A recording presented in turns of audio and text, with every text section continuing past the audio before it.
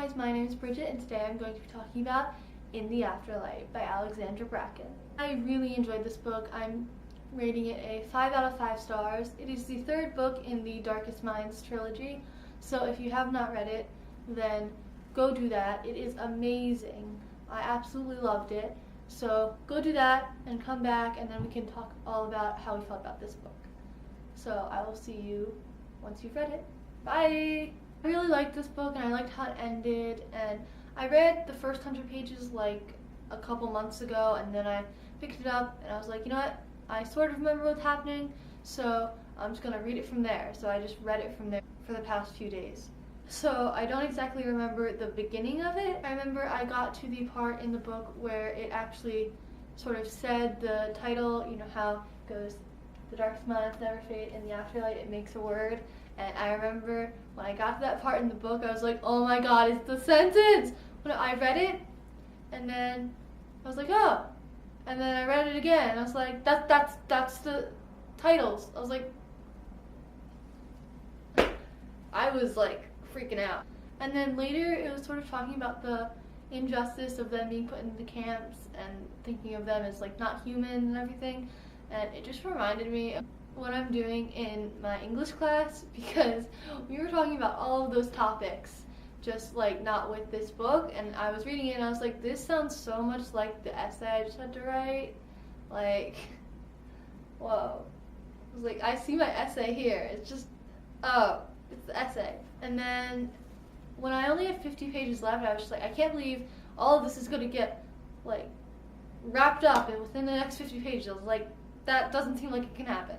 But it did, and it was an amazing ending. Alexandra Bracken did an amazing job finishing this trilogy, and I really liked how it ended on a happy note rather than some of the other ones.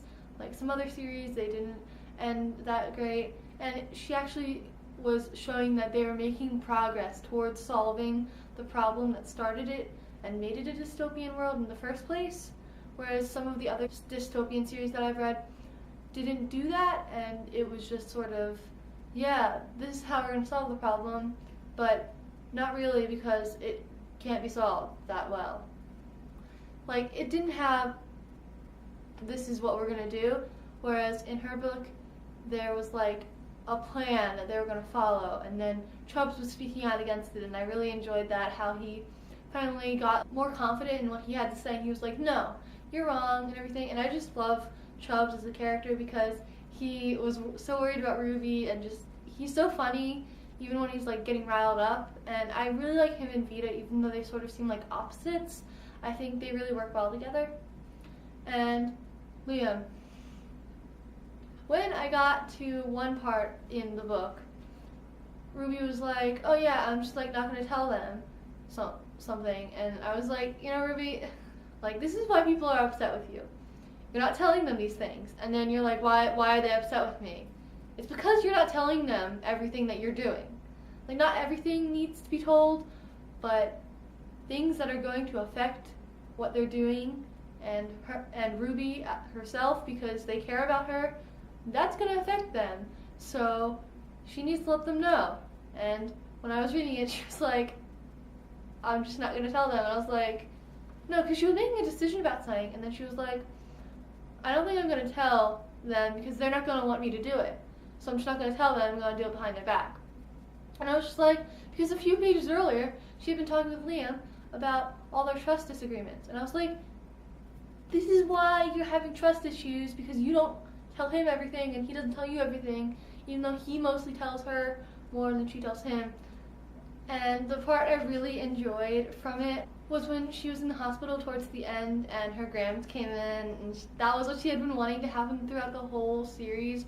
Like, she had been wanting for her grams to come rescue her and for her parents to remember, and she finally gave them their memories back because now she knows how to. And then she asked her grams if anyone had come to visit her, and her grams responded, a charming young woman with a mouth that could give a sailor a heart attack, a sweet little one who brought you flowers, the one who spent half a day chasing the doctors and nurses around demanding answers about your condition, or, by any chance, are you referring to a very well-mannered southern boy? All of them, I whispered. Are they here? I just loved that moment in the book because you knew all of the characters she was referring to, and they each have such distinctive personalities that you can tell them apart, and the world is just so well built, and I just love how the story went, and it was really fun. And I love how at the end they're going to go on their road trip, and even though they're getting their parents back, which is a great thing, and they're doing all these things to change how they're not going to be locked up anymore, and all these amazing things that they're going to change how the system has been running. But right now, they just want to get away from it, and they're going to go off and just take a little road trip while the meeting is still in session. And I just love how she ended it with a road trip because that was such a solid theme throughout it.